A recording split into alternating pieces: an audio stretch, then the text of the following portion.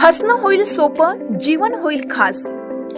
पलूस आणि परिसरातील नागरिकांच्या आता दाताच्या उपचारासाठी सांगली, कोल्हापूर, पुणे, मुंबईची धावपळ थांबणार। पलूस शहरातील एकमेव अत्याधुनिक दातांचा दवाखाना, जिथे single visit root canal treatment सह दातांच्या सर्व समस्यावर खात्रीशीर उपचार। डॉक्टर प्रणव सचिन सुतार यांचे smile studio multi speciality dental clinic, Bhosale plaza, new ST stand समोर, पलूस।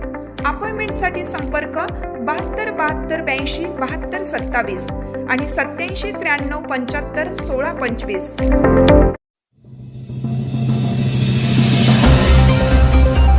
मसुचीवाडीत कोल्ह्याचा 7 जणांवर हल्ला, भर दिवसा झालेल्या घटनेने गावात दहशतीचे वातावरण।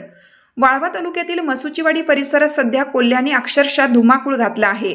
भर दिवसात झालेल्या या हल्ल्यात 7 जण जखमी झाले असून यामुळे संपूर्ण परिसरात भीतीचे सावट पसरले आहे। वन विभागाने तातडीने शोध मोहीम हाती घेतली असली तरी अद्याप हा हिंस्र कोल्हा जेरबंद झालेला नाही। मिळालेल्या माहितीनुसार मसुचीवाडी येथील विक्रम जनार्दन देशमुख हे आपल्या घराच्या पाठीमागे काम करत असताना दबा धरून बसलेल्या कोल्ह्याने त्यांच्यावर अचानक झडप घातली। या हल्ल्यात कोल्ह्याने त्यांच्या मांडीचा गंभीर चावा घेतला आहे।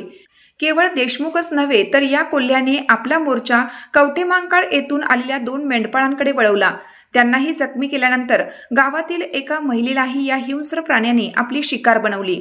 दिवसभरात कोल्ह्याने एकूण 7 जणांना जखमी केल्याची प्राथमिक माहिती समोर येत आहे। हल्ल्यात जखमी झालेल्या सर्व 7ही जणांना तातडीने ईश्वरपूर येथील उपजिल्हा रुग्णालयात दाखल करण्यात आलं आहे। त्यांच्यावर सध्या उपचार सुरू असून त्यांची प्रकृती स्थिर असल्याचे सांगण्यात येत आहे। घटनेची माहिती मिळताच वन विभागाचे पथक मसुचीवाडीत दाखल झाले आहेत। कोल्ह्याचा शोध घेण्यासाठी परिसरात गस्त वाढवण्यात आली आहे। मात्र कोल्हा अद्याप हाती लागलेला नसल्याने ग्रामस्थांमध्ये भीतीचे वातावरण कायम आहे।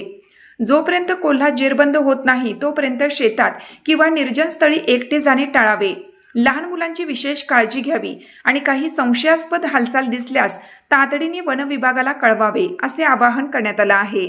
आम्हाला मसुचीवाडीमधून एक कॉल आला की काही लोकांना कोल्ह्याच्या हल्ल्यात ते जखमी आहेत। त्वरित आमच्या वरिष्ठ अधिकारी वनक्षेत्रपाल रमेश कांबळे साहेब, वनपाल बर्गे साहेब व वनरक्षक वाघमारे मॅडम यांच्या मार्गदर्शनाखाली रेस्क्यू टीमचे आमचे सदस्य आहेत प्रथमेश पोळ, गौरव गायकवाड आणि मी स्वतः युनुस मने यांनी त्वरित आम्ही जाऊन जागेवर त्या शहानिशा केली। तर सदर ठिकाणी अजून तर कोल्हा काय आम्हाला आढळून आलेला नाही।